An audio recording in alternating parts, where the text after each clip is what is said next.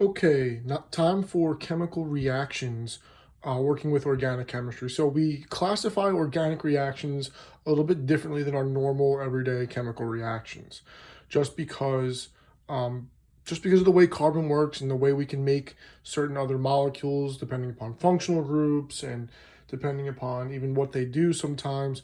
So substitution reactions are really, really simple. They're exactly the way they sound. Something gets substituted or replaced by something else. And usually, in a lot of cases, hydrogen is getting replaced by some sort of other functional group. Okay.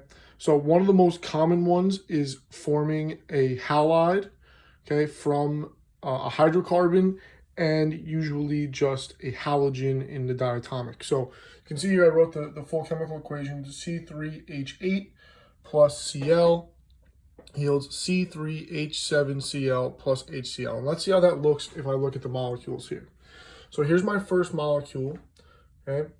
There's my propane, okay? And here is my chlorine. So all that's happening here, okay, is that one of these hydrogens, I chose one on the end, although it could have been somewhere else.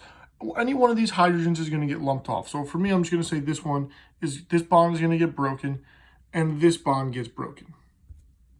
Okay, and that chlorine is very reactive. If this bond can get broken, it's going to take some energy to do that. But if this bond does get broken, okay, it's going to rip off one of these hydrogens. So this chlorine will come over here. This hydrogen will come over here.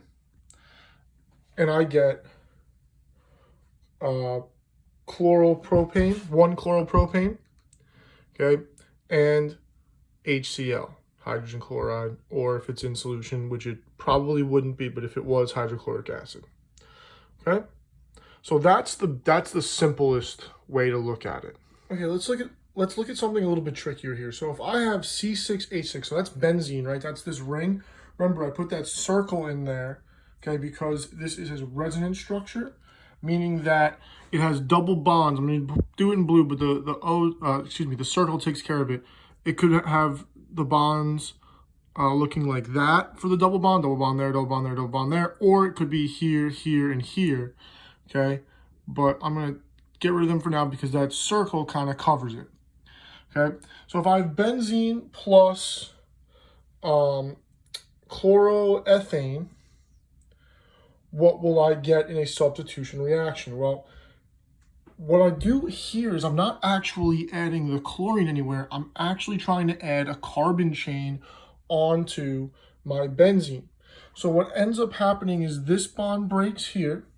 And remember that there are hydrogens all on each one of these carbons. So one of these hydrogens, let's just say from the top, is going to get broken off. Okay, and that hydrogen is going to be substituted with this group here, and the H will attach to the chlorine. So you can see it here. Okay, here's the H attached to the chlorine. And now this up here gets added here as a chain.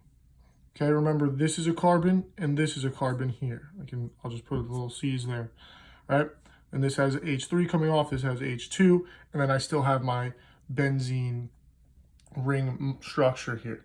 So this one's a little bit more challenging, okay, in just the fact that you have to kind of imagine where those H's are. You could draw them. That would be really time intensive, not something that you want to do. The other thing too is that all of these reactions require some sort of energy or at least a catalyst. This reaction is not going to happen without a catalyst, okay? I believe it's aluminum chloride. It's in your reading. I'm pretty sure it's aluminum chloride, but it's going to stabilize this reaction, allow this reaction to happen. Okay? So that's substitution reactions.